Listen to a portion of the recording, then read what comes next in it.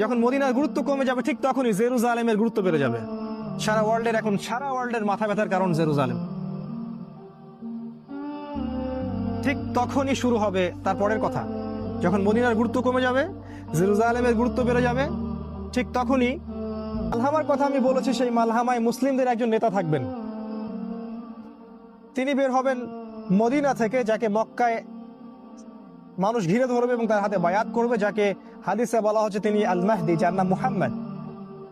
এবং তিনি 8 বছর বা 9 বছর তিনি মুসলিমদেরকে রুল করবেন, খিলাফা স্টেট কায়েম করবেন। নট সৌদি আহলে সৌদের গভর্নমেন্ট নয়, তিনি খিলাফা স্টেট কায়েম করবেন। খিলাফা স্টেট কি আমি একটু আগে বলেছি, যেখানে আল্লাহর বিধান সুপ্রিম, আল্লাহর অথরিটি সুপ্রিম, যেখানে মানুষের ল চলে না। সেটা কেমন ইসলামিক স্টেট যেখানে খিলাফা নাই? আর খিলাফা স্টেটের অধীনে সমস্ত মানুষের অধিকার স্বতন্ত্র স্বাধীন। ইমামুল মাহদি যখন ইমার্জ করবেন, তখন মুসলিমরা তার কাছে বায়াত করবেন।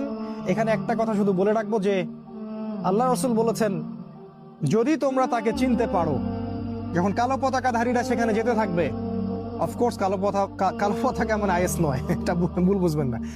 কালো পতাকাধারীরা যখন তার পিছু নিবে, তখন বরফে স্ক্রল করে হলেও তোমরা তার সাথে যোগ দিও।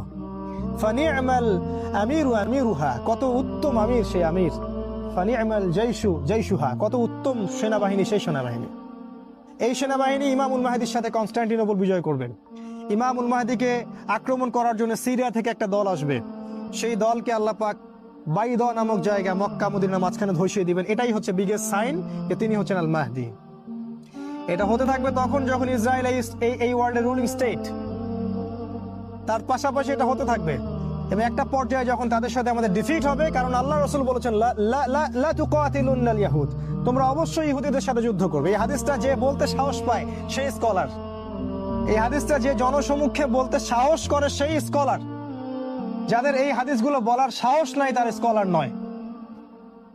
এই সত্য হাদিসগুলো যাদের বলার সাহস নাই তার স্কলার নয়। তিনি বলেছেন তোমরা অবশ্যই ইহুদিদের সাথে যুদ্ধ করবে। এবং একটা ইহুদি যদি পাথরের পিছনে লুকায়, সেই পাথর পর্যন্ত বলবে যে ইয়া মুসলিম ইন্না ওয়ারাইল ইয়াহুদ তাআলাউ ফাকতুলু, আসো আমার পিছনে ইহুদি আছে, ওকে আসো হত্যা করে যাও। তার মানে ওদের সাথে আমাদের যুদ্ধ হবেই হবে। কারণ এই কথা কে বলেছেন? রাসূল সাল্লাল্লাহু আলাইহি ওয়াসাল্লাম বলেছেন।